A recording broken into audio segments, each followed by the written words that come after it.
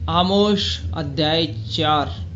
हे बाशान की गायों, यह वचन सुनो, तुम जो सामरिया पर्वत पर हो, जो कंगालों पर अंधेर करती हो और दरिद्रों को कुचल डालती हो, अपने अपने पति से कहती हो, ला दे हम पिएं। परमेश्वर यहोवा अपनी पवित्रता की शपथ खाकर कहता है, देखो तुम पर ऐसे दिन आने वाले हैं कि तुम कांटों से और तुम्हारी संतान मछली की बंसियों से खींच ली जाएगी।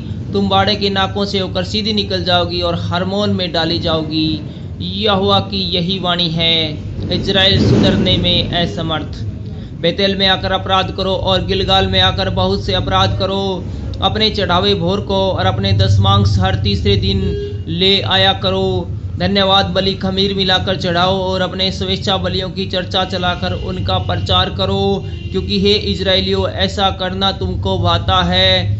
परमेश्वर यहोवा की यही वाणी है। मैंने तो तुम्हारे सब नगरों में दांत की सफाई करा दी और तुम्हारे सब स्थानों में रोटी की घटी की, तो भी तुम मेरी ओर फिर कर न आए।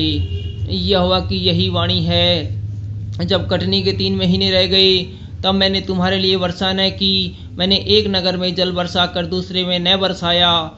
एक खेत में जल बरसा और दूसरा खेत जिसमें न बरसा वह सूख गया। इसलिए 2-3 नगरों के लोग पानी पीने को मारे मारे फिरते हुए एक ही नगर में आए, परंतु तृप्त न हुए। तो भी तुम मेरी ओर न फिरे। यहोवा की यही वाणी है।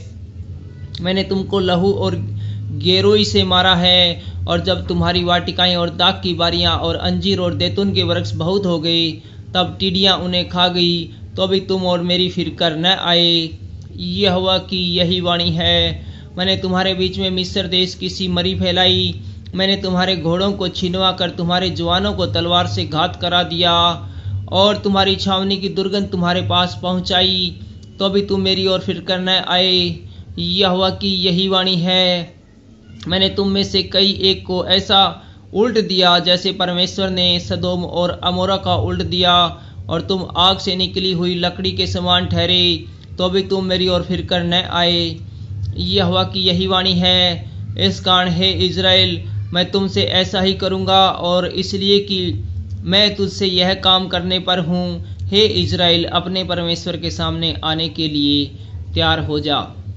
देख, पहाड़ों का बनाने वाला और पवन का सिरजने वाला और मनुष्य के उसके मन का विचार बताने वाला और भोर को अंधकार करने वाला और जो पृथ्वी के ऊंचे स्थानों पर चलने वाला है, उसी का नाम सेनाओं का परमेश्वर यहोवा है। Thank you.